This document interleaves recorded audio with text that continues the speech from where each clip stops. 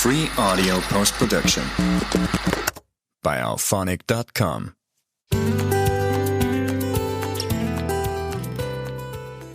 Welcome to the Alternative Dog Moms podcast. I'm Kimberly Gauthier, creator of Keep the Tail Wagging. I've been blogging about raw feeding, pet wellness, and life as a crazy dog mom for more than 10 years. I've seen massive improvements in my dog's health since I began raising my dogs naturally, and I'm passionate about sharing my experience to help other pet parents. I'm Erin Scott from the Believe in Dog podcast. For more than 10 years, I've been researching and learning everything I can about healing cancer, allergies, autoimmune, and mystery illnesses in both my dogs and myself. And I can't wait to share with you everything I've learned in case it could help you too. As the Alternative Dog Moms, Kimberly and I are bringing you all the latest dog health news that we're following and the brilliant people we're meeting along the way. Now let's get started.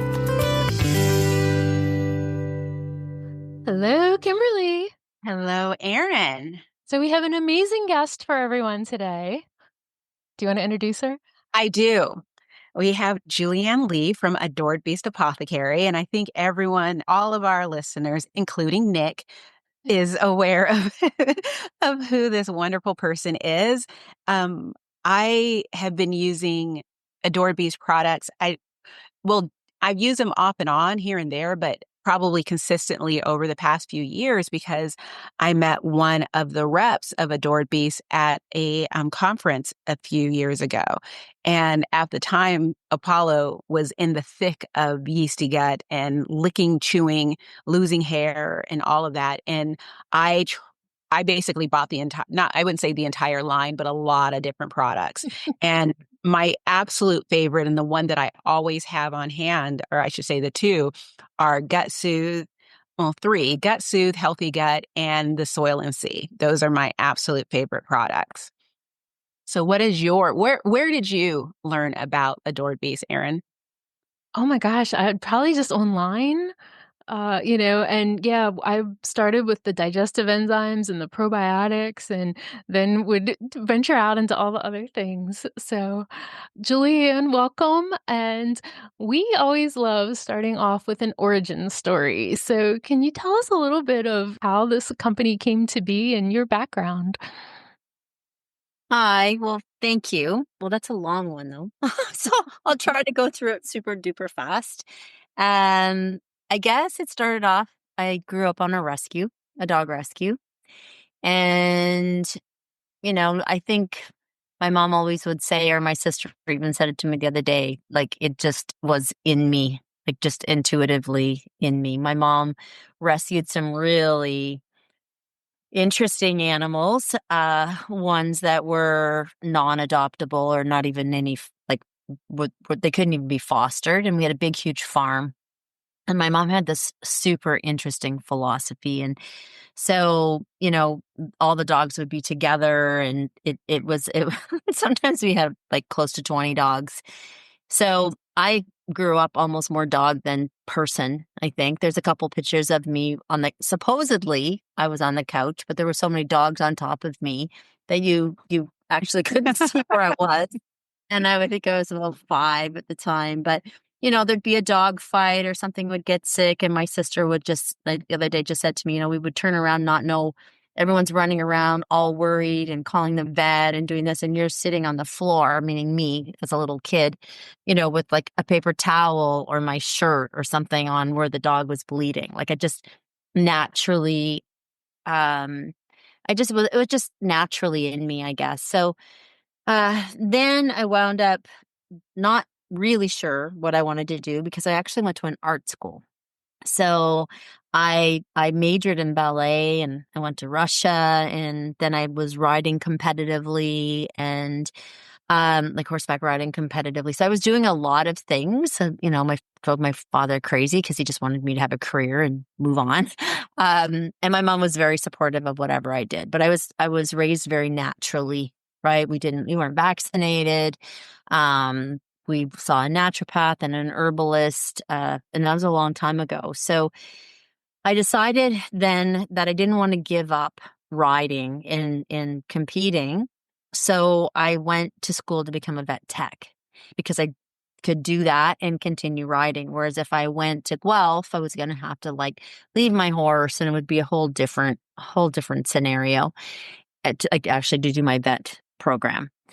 So then I was working for a conventional clinic for a very big one in Ontario for quite a long time. And I was a head tech there. So I did a lot of the postmortems and just started seeing things, just naturally.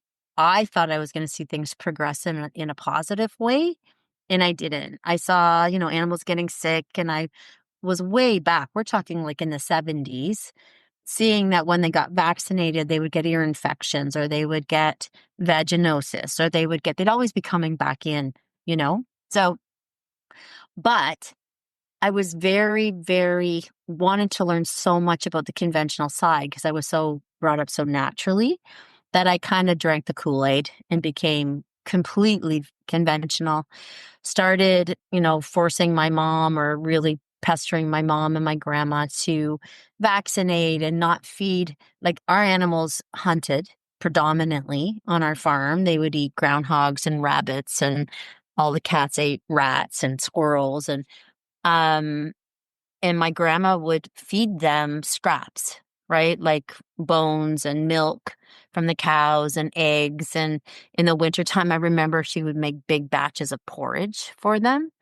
And, in today's, raw food feeding, people are like, porridge, oh my gosh. And, eyes are rolling and whatever. These animals are so healthy. We had mostly German Shepherd Collie crosses, big dogs, in like 100 pounds, 110 pounds. They'd be living till they were 17, and cats would be living into their late 20s. And when I started saying to my mom, only dry food, and you have to vaccinate everybody, you have to do this, they literally did an intervention with me one day. And they said, we love you. This is what you're supposed to do. But since you've been doing it, everything's getting sick. Wow. So maybe we should be rethinking what's going on, right? The vet would only be here to stitch a wound or something, got a broken bone. They weren't there. They were never there when they were sick. So I was very stubborn and didn't listen. And then my dog wound up getting cancer when he was 4. And I lost it and came to my mom and said, I don't know what to do. And she said, of course you do, call Virginia. And that was our herbalist. And so she sat me down and said, get him off this crap, which was kibble back then. And, get him off this. And this was like, I guess the late 70s, no, that would have been mid 80s now, mid 80s, late 80s. And, take him he had to go to a surgeon. So I took him to a board certified surgeon and an oncologist, and they were going to have to resect some of his bowel. And it was it was very guarded prognosis, but they couldn't do it for a bit. They couldn't get him in for like 11 days or something. I don't even remember anymore. And in that time, she made like SEX suppositories, and we put him on a completely different diet, like a natural diet. It was cooked, but natural, and herbs and homeopathy and the whole 9 yards. And when I took him back to have surgery, I got a room, like a hotel and everything, because it was quite far away. And I was going to stay the whole 5 days that he was supposed to be there. And they called me the next day. Well, they called me the day and they said the surgery went well, but Dr. Smith wants to talk to you tomorrow. So he talked to me the next day, and he said, I don't know what you did. I don't really want to know what you did. But the tumor went from being very invasive almost to very encapsulated, and from the size of a large plum to the size of a large grape within that wow. 11. And it was insane. Like, even now when I talk about it, it's like, how did it ever even happen? So they didn't have to resect any of his bowel, and he went on to be 16. But after he was a pity cross, but after he recovered, I was really soul searching about what I wanted to do. So I went to visit my girlfriend in Spain and got sick in Spain, and with something that was chronic for me when I was stressed, which was almost like irritable bowel hemorrhagic gastritis, and I would get sick for a long time, like 4 or 5 days I'd be in bed. And I thought, okay, here goes my trip. I can't do anything. But they took me to the hospital and they treated me homeopathically in the hospital. They came up, it was pretty interesting. They came up and they started asking me all these questions. They put me on the IV and they did the whole everything, impeccably from a conventional perspective. But the minute I told them that I would get this when I was stressed, they brought in a homeopath and they treated me homeopathically, and I was backpacking in 2 days. Oh, wow. And I decided that that's what I wanted to do. And I had all these animals, and the only real full-time program was in England. This is for people. And then they told me that a professor was actually moving to UBC, to Vancouver, to start it in Vancouver. So I wound up contacting them. And when they started the program, I flew out and had my interview and did all my tests and was accepted. And then I moved out with all my animals to Vancouver. So I did a 4-year program there. And, immediately I started putting it into animal, everything. Like, oh my gosh, this with animals. Oh my gosh. I drove him out of my anatomy professor, like absolutely mental, until he said to me one day, why don't you just go do animals? And I said, well, I can't, because the only homeopathic course to do animals is just a 4-weekend program, right? And here I'm at school full-time for 4 years. And I don't think that that's very good, but you also have to be a vet to do it, right? A conventional vet. So he said, okay, if I can swing some things, would you go? And I said, of course. And I didn't even know really what he was talking about, but he was from Britain and he did his program in England with the British Physicians Teaching Group, which is medical doctors and veterinarians. So he made his magic happen, and I wrote a test and I was able to go to England for 4 years and do the British Homeopathic Veterinary Surgeons program in England. And then I came back and I opened a practice in Vancouver, and very little tiny clinic. And then the vet association said, no, can't do that. You're going to have to become a veterinary hospital. So I'm like, well, how do I do that? Because I don't want to do anything conventional. I just want to do the referrals. Well, then you can't do that anyway. So I had met this vet who had done Dr. Bitcairn's course, but felt like he needed to have more guidance and stuff. So he wanted to come work with me. Make a long story short, I opened up the first licensed strictly holistic veterinary clinic in Canada started off in 1997, and everything was completed. It took a long time. It took years to get it done. And then I wound up, not very long after, about a year and a half, it got so big, I opened a 7,000 square foot integrative medicine hospital with full surgery, radiology, board certified radiologist, acupuncture, chiropractics, rehab tubs, the whole 9 yards. I employed 6 veterinarians and almost 30 support staff. It was huge. It was a massive, massive practice.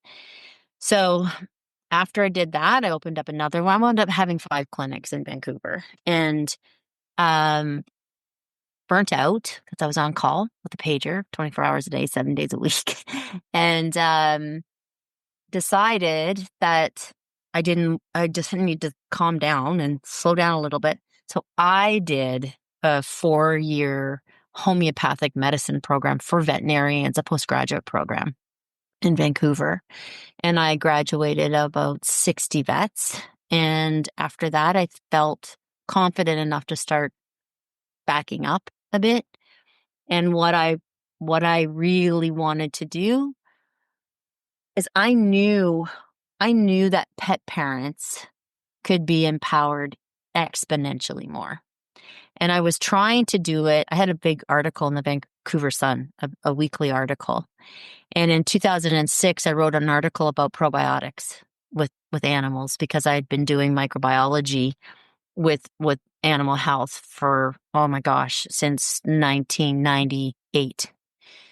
And they fined me, the Vet Association fined me $3,000 and made me retract my statement saying that we had no proof that probiotics or gut health was even a thing with animals. So I went through a lot of that stuff. I published a thing with Jean Dodds. I was the first vet hospital in Canada to work with Dr. Jean Dodds. They fined me for that and said that, the thyroid panel that she was doing wasn't recognized in Canada. Like the list went on and on. But so what that did is it made me kind of turn around and go, I need to empower people. Right. I had these vets and I was very much with my clients. I saw over 37,000 animals in my career. Wow. And when I worked with their people, I realized that, people knew more about their animals than we did, than the vets in my practice, which I considered incredible vets. You still know your animal better than anybody does.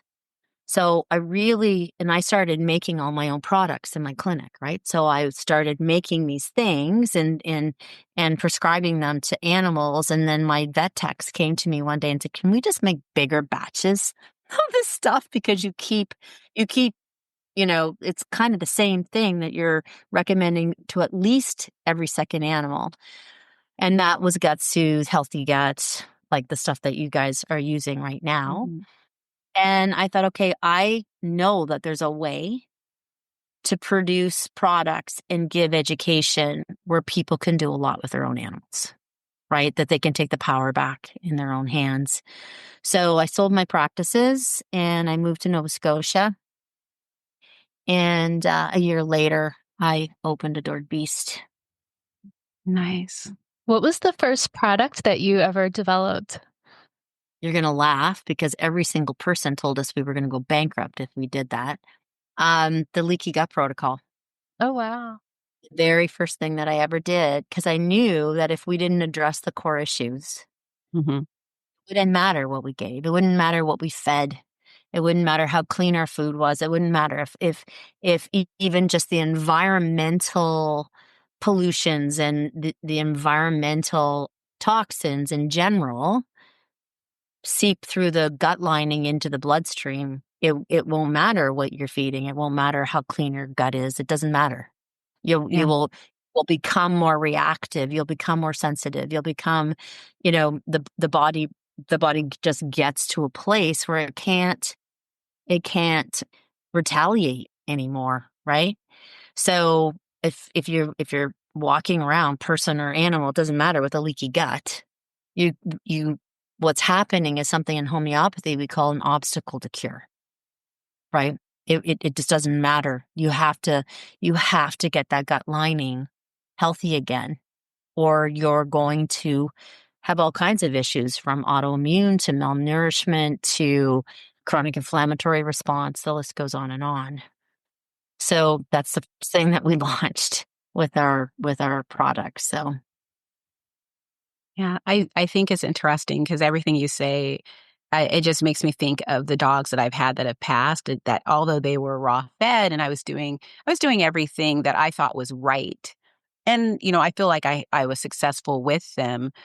What I know today is so much more. The second I switched my brain from focusing only on fresh food to focusing on the gut, that way I was basically, in my mind, I think of a dog with arrows coming from different directions.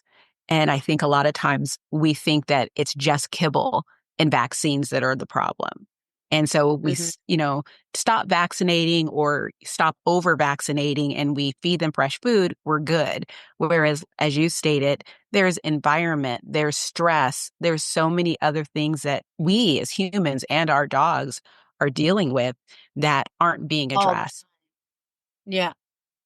And what's kind of cool about that too is I learned that really early. So I opened my practice in 97, and by 2000 I would say I was working with microbiologists all over the world, like quite quickly. And the reason that happened was because I was a real newbie when it came to homeopathy, like really feeling I could prescribe for cancers and chronic diseases and, severe aggressions. And cats that were tearing themselves apart, and the list goes on and on, terrible ulcers with horses. So I felt like I always needed to be able to research my cases. So in the meantime, what I would do is I would change their diet, right? So I think I was the very first, well, not think, I know I was the very first Canadian clinic to ever recommend raw food, like in 1994. And, so I would put everybody on a raw food diet or a gently cooked diet, and it just started happening. I always say that things happened to me for a reason. And that reason was to learn. Everyone would have some kind of very slight gastric upset, right? So maybe a bit of soft stool, or, it was rare that it was vomiting or anything like that. But the the the thing that I would do then is just be like, okay, well, that's fine. Don't worry. Let's get them on some probiotics. Let's do this. Let's do that. And then what would happen is that things would start getting better, right? So the cancer remedies would hold longer. The allergy dogs would be less itchy, like dramatically changes in whatever pathology I was looking at. Didn't matter whether it was emotional, mental, physical. You would see drastic differences when I would start working on the gut. So that got me even more interested in the gut and working with microbiologists, even in a much deeper level. And so it's I always laugh because I feel like we compartmentalize holistic medicine, and the whole world, the word holistic is holism, right? And we tend to still, as natural supplement companies or holistic vets or doctors or whatever, we still tend to pigeonhole things.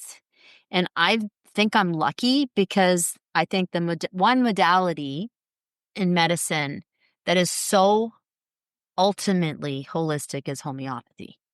Like, it takes everything into, like, we don't attach ourselves to a label diagnosis. So you have hypothyroidism. Okay, fine. It's good to know. It's information to understand. But then we take that information when we put it to the side and then look at that actual being, animal, root cause, whatever, from a much, much, much bigger picture. So, yeah, like you said, you think that you're doing this and you're doing that, and now I'm doing a lot of cancer research, right? So I've been doing cancer research with at Dalhousie for 6 years now for dogs, and now I have a whole different take on cancer even than I did before. It's experience. It's letting go of what you think is right. It's letting go of just opening yourself up to information and wisdom that comes to you through nature. It's always through nature with me. And the science piece of it that I'm moving through, to me, is more of a tool to look, like, I'm very science-based. I'm a science nerd, but I also am a nature nerd. And I feel like what we try and do is we try to take nature and we try to shove it into the science box. Mm-hmm. And it just doesn't work. It isn't working. Nature knows 100 times more than we do. And we need to listen to it and not try to say to nature, we know more. So we're going to take you and we're going to make this and we're going to do this and we're going to do this.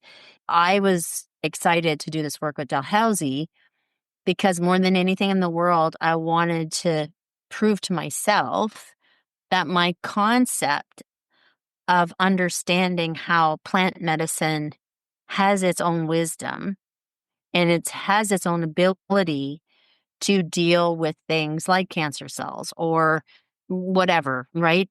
In its own way, not the way that we think that it does. Mm.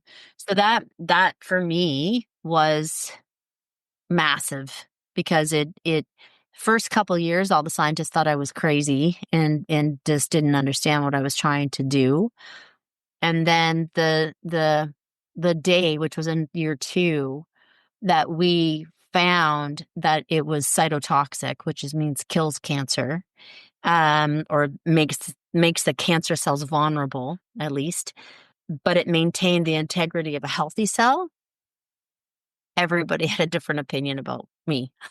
They were like, because that's what everyone wants, like the Canadian Cancer Society, like that, to try to find a way of dealing with cancer without killing your healthy cells. That's the problem. We have lots of things that kill cancer cells, but it kills everything. Yeah. So after that, they were much more supportive of me to go, okay, I don't want to do it that way. I want to do all these other tests to see which way these two products or these two ingredients, which is phytoplankton and chaga, these two ingredients play together. I want it to tell me. And when I would say that to them before, they were like, I don't get what she's saying. But then they're like, okay, there's something, what she's saying is valid considering what we're seeing here. And then that's what we did. And that's what we found. So it just brings me back to your point where it's like, it's like looking at a bigger picture, not just vaccines, not just raw food diet, not just stress, not just. It's like what's happening to this animal as a whole. And, how do we navigate the symptomatology of each animal? And that's where I'd lean heavily on pet parents and people like you, right? Because it's like you are watching your animal every day. You're sitting and can tell if the smell that's emanating from their skin is changing. You're noticing if it's hiding under the bed instead of sleeping. You're noticing the subtle changes that the body is saying, I'm healing, compared to conventional, where it's like, what does the skin look like? How is the skin doing? Right? It's like, no, because the skin is the last organ of the body, right? Or the largest organ of the body, and usually the last organ that heals because it's the least life-threatening. So when you're seeing subtle changes in energy, and I always say energy and happiness, if they're happier and they have more energy, you're on the right direction. If they're depressed, like I don't like it when I hear people say, oh, I'm using this and my dog is detoxing because it doesn't really want to eat and it's hiding under the couch. That philosophy doesn't fit with me, because I feel like you've got to watch the energetic shift more than the physical shift, or you're going to keep missing the target of when you're on the right track. So you're reminding me or making me think of what we were touching on before we started recording, so Kimberly and I are both people who are really dedicated to rescuing and adopting animals. And, we're getting these dogs that have just come through the shelter system where they're being vaccinated for all these things. They're being spayed or neutered. They're getting all this flea tick and heartworm and all of this chemical assault. And then, we're adopting them. And now we're like, oh God, I'm trying to do the right thing here, but now I have to try to clean this animal up. They may have something going on that you can already see as a problem, or you're just trying to generally get them in the best state of health possible. And so for pet parents who are coming in with this this shelter dog that just got a million chemical assaults, where do we start with trying to get this gut health under control? Well, I look at more than just gut health with that. My clinic, we did one of the biggest rescues in British Columbia. One was called the Vancouver Orphan Kitten Rescue, and another one, I had a pop-up clinic in the downtown east side and did all the homeless animal, for a free clinic. I do a lot of that stuff here in Baltimore. Yeah. Yeah. So, 3:00 in the afternoon till basically 8 to 9 in the morning the next day, we had a clinic downtown in the east side and out of an art gallery. And when I see stuff like that, or I, rescue dogs like coming in from Mexico and like, oh, they were so perfectly healthy when they were running on the beach. They were just skinny. And, some of them had mange and stuff. Okay, that's valid. But why are they so sick now? Right? Like they get to Canada and they're supposedly in a place where they're going to eat better and be loved and be treated well and whatever. And then they're sick, sick, sick. And that's because, especially if they're street dogs, If they're street dogs and they're alive and they're 6 months old, you better believe they have all their immunity or they would be dead. They wouldn't be alive anymore. They probably have stronger immunity than 90% of the dogs walking around in urban society, right? Because they're being exposed to all different kinds of viruses. Their immune systems they're eating crap, they're eating whatever they can. If they're alive and they're halfway decently healthy, they've got a strong immunity. So then you vaccinate them and they already have all of this immunity. And you completely confuse the immune system, right? That's a big part of where we're going wrong with these animals and the amount of times they have to be vaccinated before they come over.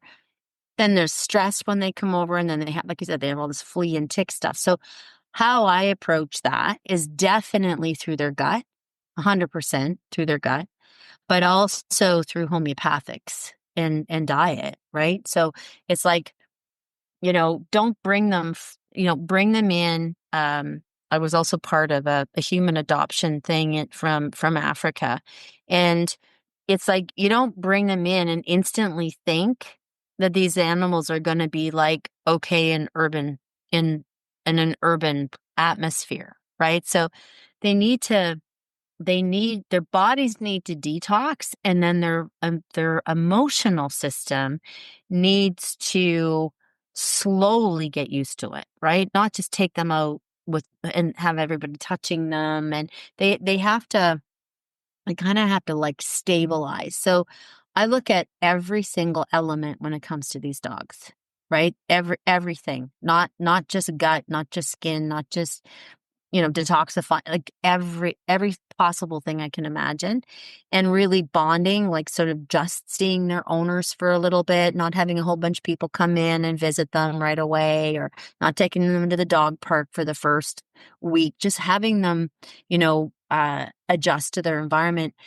But then I use a lot of homeopathic remedies to try and help the detoxification of the vaccines, specifically the vaccines. And then I will use probiotics that have things like fulvic and humic acid in them so that they can help to almost chelate, toxins.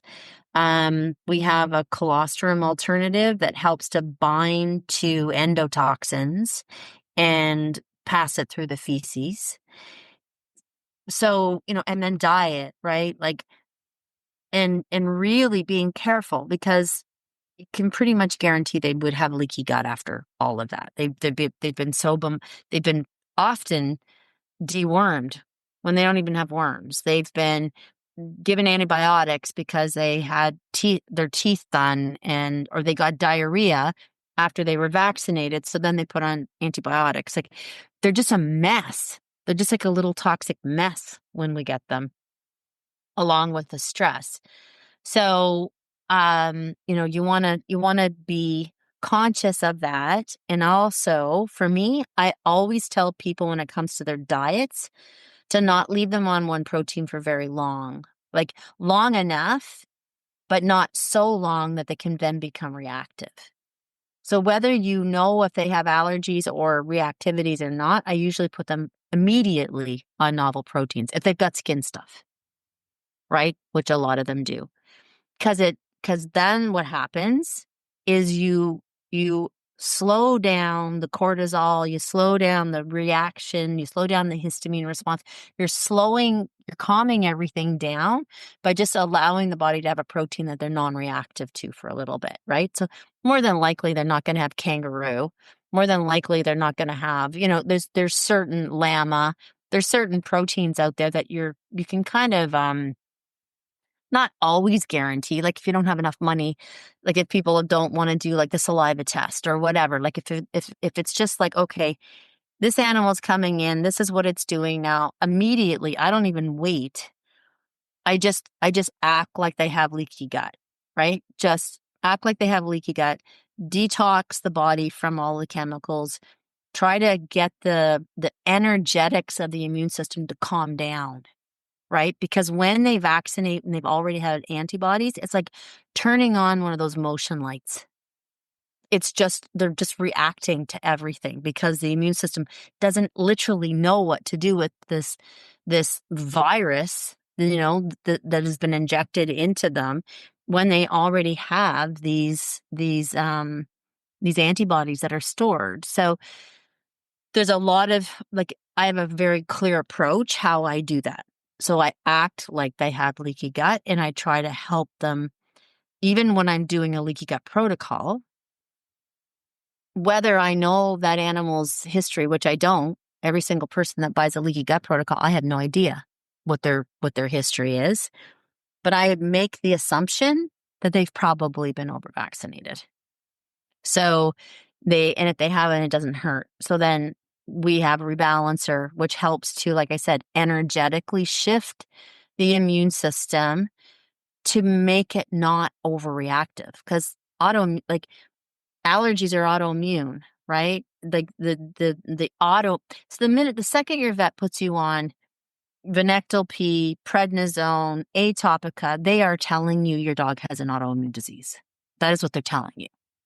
So when you think about that, it's like, okay, why do they have an autoimmune disease? They either have it because the gut is leaking so badly that the body just starts to attack everything, or it's been over vaccinated where like the lights just come on and it doesn't know how to turn off, or it's just been so bombarded with so many toxins that and this is sort of the idea that I have about cancer, that cells that should be healthy just become rogue and overreactive. So however you want to look at it, it's kind of the same process. You want to calm the immune system down. You want to allow it to understand it doesn't have to be overreactive. And one of the things of doing that is getting them on a novel protein right away and getting them on some basic vegetables right away. Take everything else out because you know what? And sometimes people get really upset with me when I say this, but for 3 to 6 months, they aren't going to die not having their diet completely and utterly balanced. Mm-hmm. What's going to make them sick is trying to balance their diet, not having a clue what they're reacted to or not, and having them go on a bunch of drugs. That's going to affect their long-term lifespan. I'm not saying get a puppy and don't feed it like calcium, so that it grows with bone diseases and things like that. I'm saying the average dog is not going to get super sick if it's getting a really clean protein and maybe 2 or 3 vegetables and a fruit or something, right? Like, doesn't need to be balanced. It just needs to calm the system down and give nutrition. And then you can add your supportive things like probiotics and homeopathic remedies and remedies for fear. Like if the dog is scared when you first get it in, like our go-to, which has aconite and arnica in it, calming them down that way. There's a million things that you can do so that you don't wind up a year later with a dog that's on this merry-go-round of yeast and then leaky gut and then ear infections. And then it's just this thing that they can't get off of then, or have a hard time getting off of. Because, my shelter girl still has a flare-up of some yeast in her feed. And I know, Kimberly, you said that was what Apollo was dealing with too? Yeah, I don't know if it was yeast. I just knew that it's funny because over the years, I've learned to look at, as raw feeders, we're told to look at the poop. And if the poop is solid and small, then our dog is good. But my dog's poop is great. Apollo was just constantly biting at his butt area to the point where he was breaking the skin and all the hair was completely gone. And Bella has fear issues. So it's just sort of like, and she's very anxious. And so those also to me are signs of leaky gut. And so I start, and I treat both of them differently. And with Apollo, I've actually just a month of using Gut Soothe turned that around. And I think he had one where what's the word? He backslid and he started doing it again probably a year later because I got comfortable. And it was like, he's cured. And so I started up again. And instead of doing, a little protocol, I just started incorporating Gut Soothe into his diet. And I alternate it with other things. And he's been great ever since. And I think the mistake that I've made in the past is just simply treating all of my dogs the same and not really considering behavior as part of what was going on. But, what do they call it? The gut-brain barrier, The gut-brain axis. Yeah. And it's just one of those things. But no, I only had one dog or two dogs that had yeasty issues. And unfortunately, they didn't get to enjoy Adored Beast, which I think could have really helped them. But your dog does. When I hear you talk about Gut Soothe and him biting his bum and stuff, it's hard for us to know because a lot of times, oh, well, his anal glands are fine or whatever. But, dogs will do what you just said. Not if they have anal impactions, but just if they're itchy. They can just have an itchy anus. Just like some dogs have itchy ears, they can just have an itchy anus. Or their anal glands are bugging them, right? A little bit or whatever. And they can chew their whole backside. Mm-hmm. And what the cool thing about Gut Soothe is that the herbs, yes, it's all about, strengthening the gut lining. It's all about soothing and creating healthy mucus in the membrane of the gut so it becomes pliable, so it can heal. It's all about that and replenishing bacteria. But the things that are in Gut Soothe soothe the anus tissue. It soothes the sphincter of the anal glands. It does amazing things for Bostons and Frenchies with their mucosal lining of their sinuses, right? It helps them breathe better. Cats, it helps them, with asthma. It supports their lungs. So when you're feeding Gut Soothe, like with your dog just specifically, clearly your dog needed anti-inflammatory herbs, right? And along with the 14 strains of the probiotic. And again, too, when we use prebiotics, we won't ever use sugar or fructose or FOS or anything like that. I'm a very big believer that in order for the gut to work how it needs to work, it needs to mimic what it would be doing in the wild. And they're not eating sugar in the wild. And the animals that they're eating aren't eating sugar in the wild. And yes, sugar does incredible things for probiotics. It feeds probiotics, but it's 100% not the way nature intended probiotics and prebiotics to work together. So I only ever use functional prebiotics. So, in Gut Soothe, there's larch and it has, immune modulation properties. Right? So he's itchy, and immune modulation means that it triggers and supports the body, that if the immune system comes up, it goes down. If it goes down, it brings it back up. So, there's a lot to Gut Soothe when you just said, oh, he's itching his bum, right? That I, as a practitioner and seeing so many animals at my vet hospitals would say, well, that's to me, that's it. That's information that you can use for your dog going forward. It's like I tell people at my clinic, every single new client got this beautiful, it was so pretty, beautiful journals, right? And I really said, please, like, write everything down.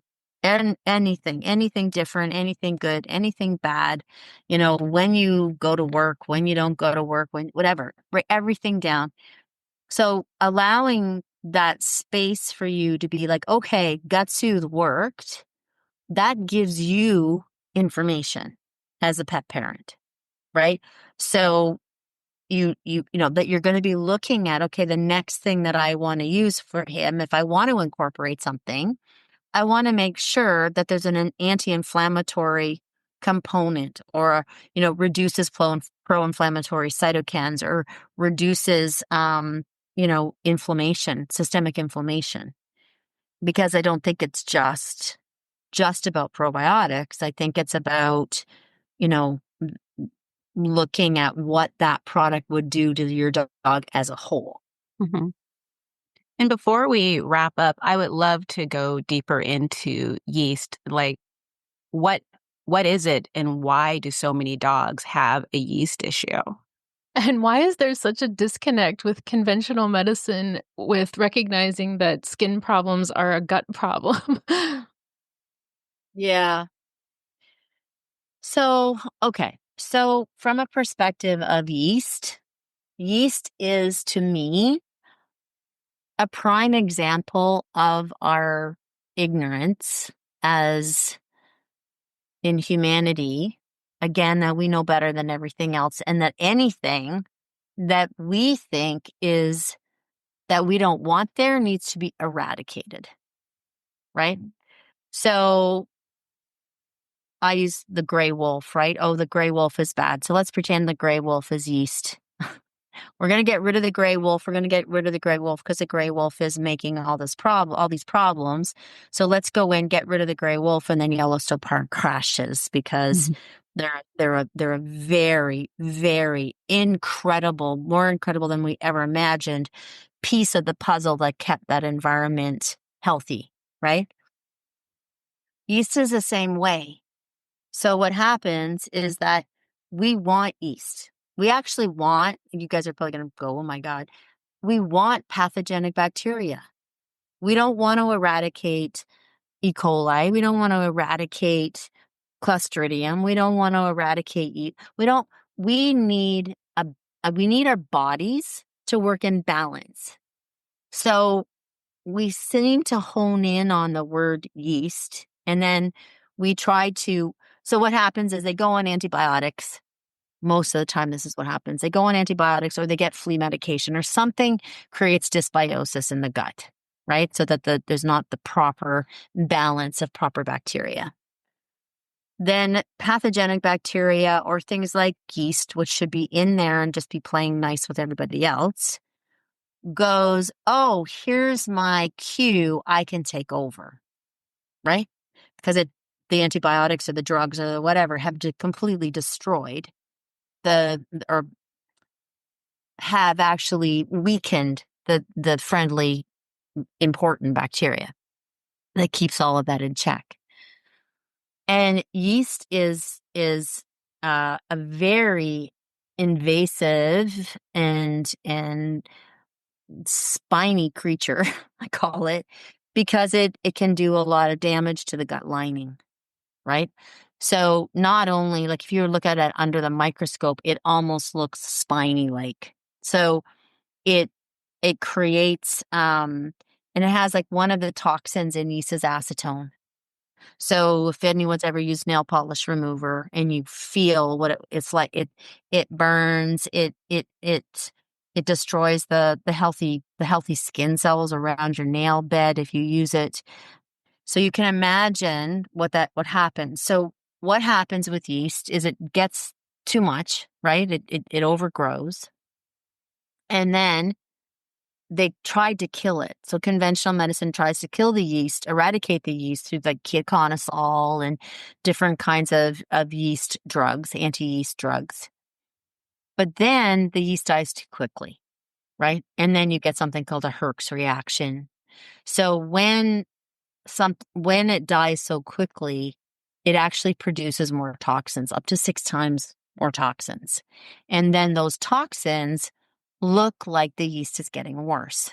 So people are going, oh my gosh, now look what's happening. The yeast is dying really fast. That my dog is getting worse. Or someone comes to like listens to your podcast or whatever. They start this program up and all of a sudden the dog's doing great and then it crashes, right? Oftentimes that crash is not because it's not working. It's working too fast. It's working too efficiently. It's killing the yeast off too quickly. And then their gut becomes this big graveyard for decomposing yeast. And then the symptomatology looks exactly like yeast. So then people wind up taking their dogs back to their vet. Oh my gosh, the yeast is worse. Put them on more ketoconazole, put them on this, put them on that. And then it just circulates. Mm. But the reason it's so bad is because the reason it's so animals get so distraught is because of the symptomatology it creates. So burning, stinging, itching, it is it's really hard on them. So my approach to yeast is not just a one level approach again. I created Yeasty Gut Protocol. So Yeasty Beast Protocol. And what that does is it helps to destroy the yeast, but really slow. It's a slow process so that I'm trying to not have a Herx reaction. And then sometimes it is still too strong. If animals have like a huge abundance of yeast, it can be too strong. So then I go into using Yeasty Beast and then I go into doing leaky gut, right? So I tell people don't use the whole thing of Yeasty Beast. Just do 2 weeks of Yeasty Beast, then 2 weeks of leaky gut, and then 2 weeks of Phytosflora. And then sometimes even putting Phytosflora in between all of that so that it can help them to detox or positive immunity, helping them to pull out the toxins in between that. Then they're like, oh, but then I have to buy 3 products. It's like, yeah, you do, but it's not costing you more. Because you should be going through those 3 products anyways. After you deal with yeast, you need to be dealing with leaky gut because it plays havoc on the gut. So it's working with yeast is the knowledge that you're going to play with lots of different probiotic strains, like 14 plus our Phytosflora, which has the 2 specific dog strains. You can even put Soylent C. You're talking about Soylent C. Mm-hmm. That's a completely different. That's an organic soil-based probiotic.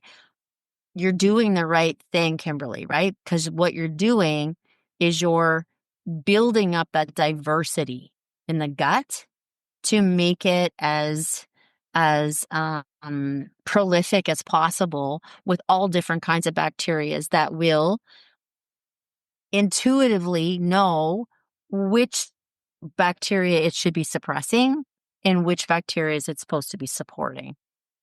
So the gut is very brilliant. But it is a frustrating thing because if they start to heal from yeast too fast, it looks like the yeast is getting worse. So slow wins the race when it comes to long-term yeast. 100%. The turtle. You don't want the hare. You definitely want the turtle in the yeast with the race with yeast. And conventionally, that's what I'm saying. Conventional, it's like there's a bacteria, we have to eradicate that bacteria, whether that's in food, like, them being scared of raw dog food, or is it yeast? Is it this? Is it Pseudomonas in the urine? Like their focus is, and it's the same with cancer. We have to kill it, right? Mm-hmm. We have to eradicate it. We've Conventional medicine doesn't learn or understand the workings of the different systems of the body working together. They've compartmentalized it and looked at it as, this is danger, we have to kill it. Not, oh, what do we give the body to support the body to suppress this thing or slow it down or keep it in check or play nicely with it, whatever words you want to use. Our bodies should be a myriad of all kinds of colorful bacterias and pathogens and yeast, and it's how it's supposed to be functioning. Because you know what I believe? I believe that when you eradicate things, you don't allow the body to stay sharp. So, you know, when people say, oh, as you age, you make sure you keep using your brain. Your gut is the same way. You need to be exposed. Your animals need to be exposed. We need to be exposed to things for our bodies to learn how to become resilient. And your gut needs to understand that these things are being exposed to us, and we need to do the appropriate measures to keep them where they're supposed to be. They can live here, but they need to be over there.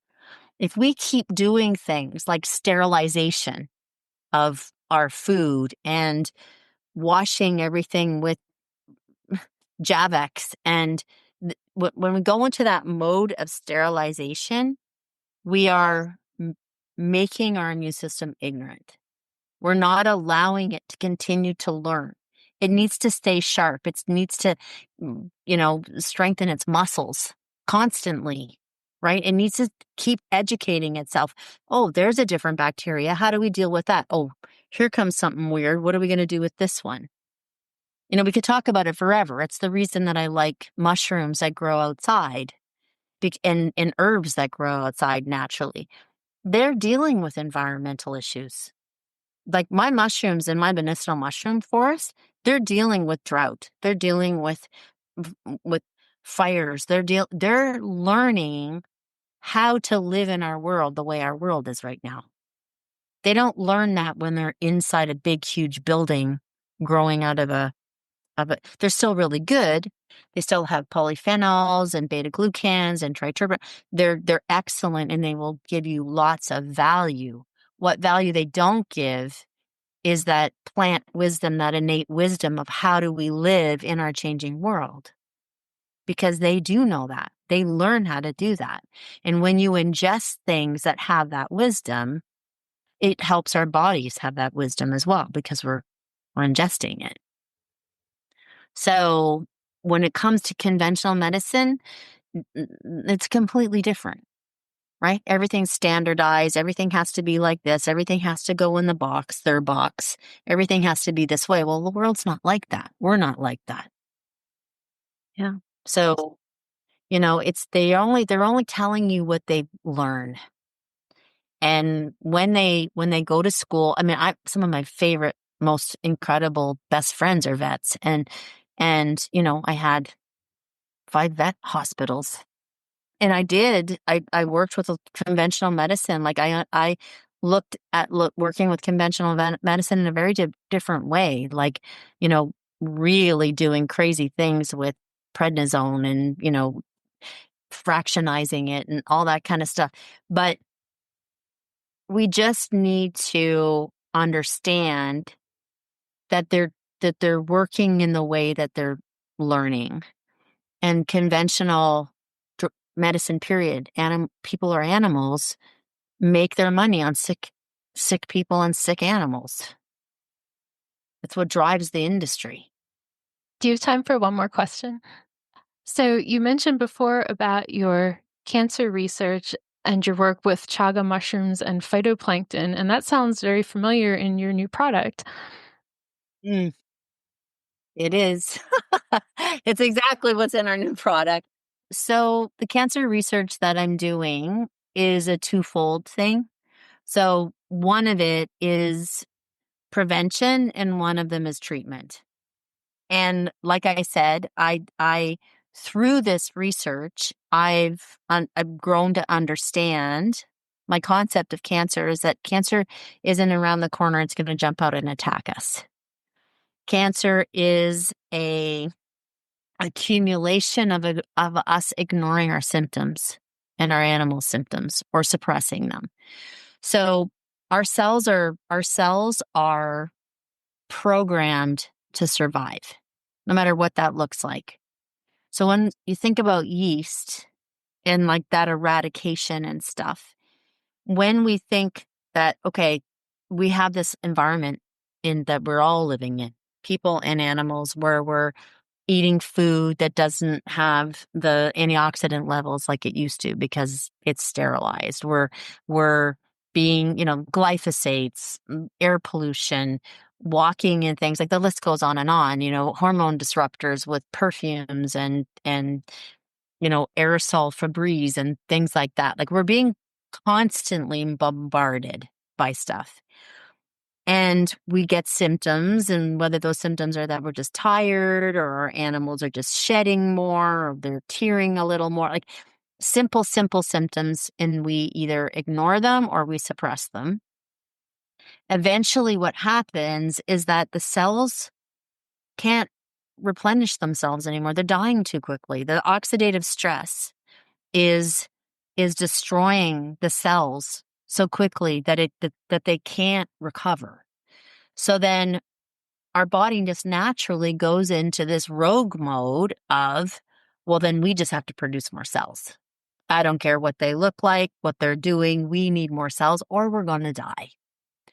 And then they go rogue, right? There's nobody to kind of guide them and show them and, okay, slow down now. Okay, speed up here.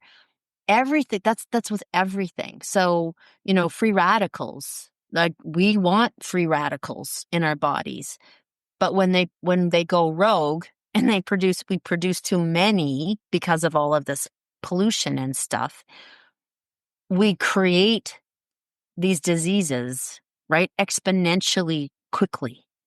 So we're everything that's happening in our body should be happening. But what's happening is that we're being subjected to this stuff fast and not paying attention to it faster than it can recover. So it's just naturally recovering the way it thinks it should.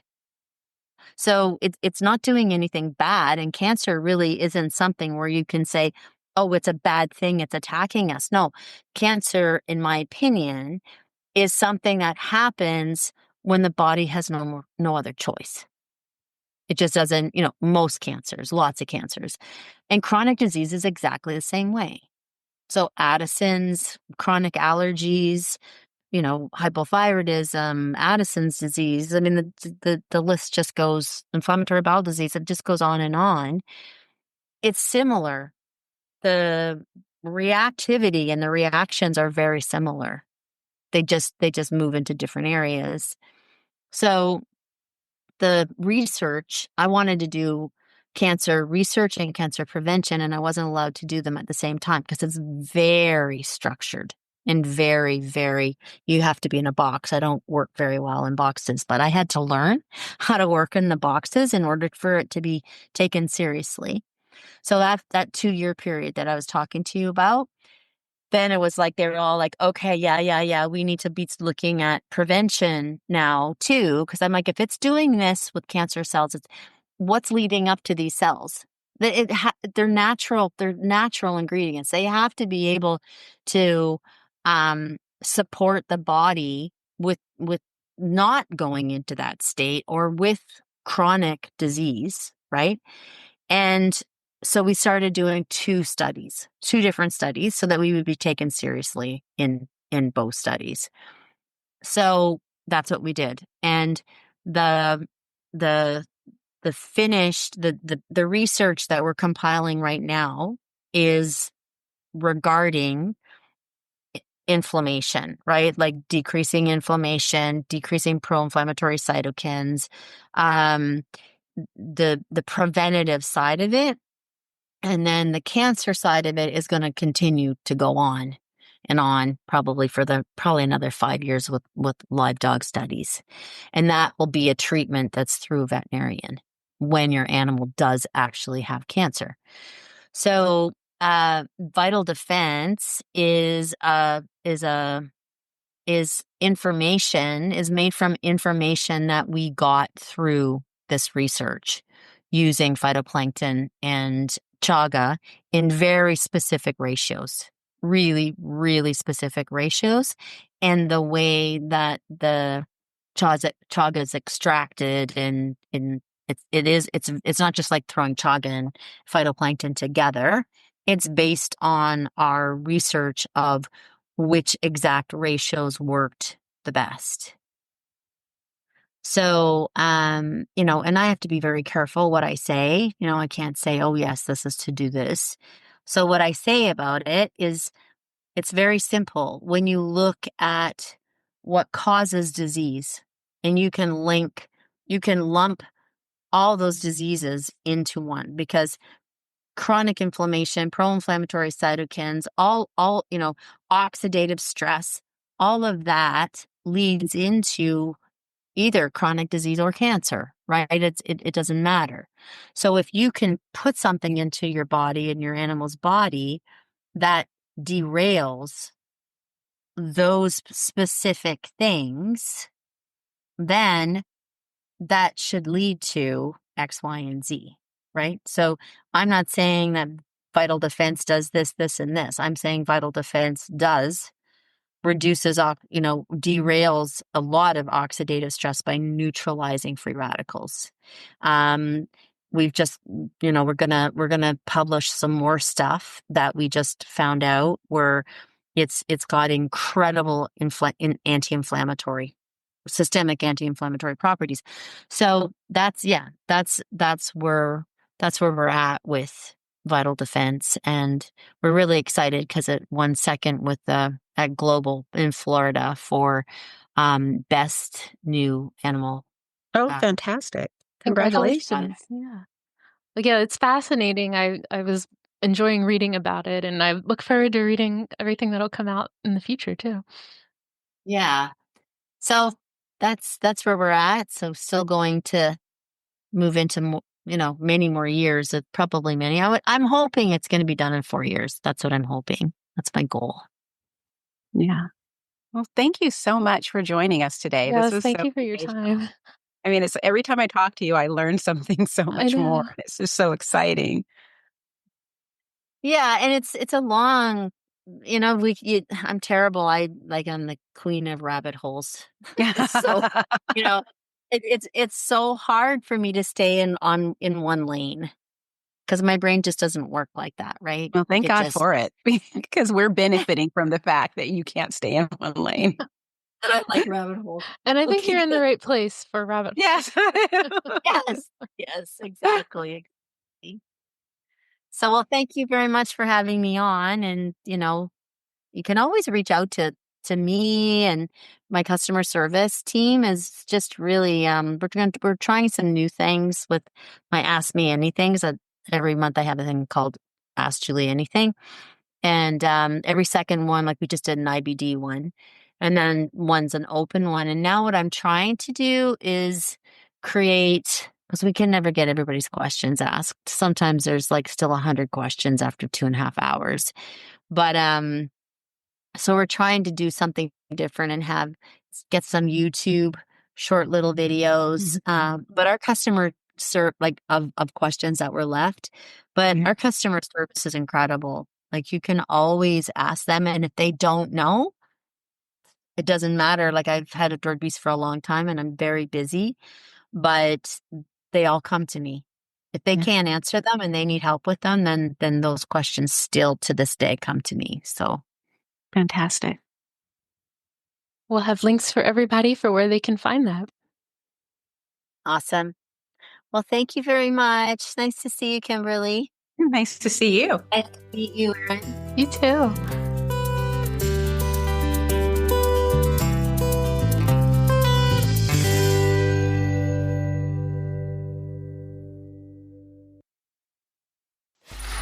Free audio post-production by alphonic.com.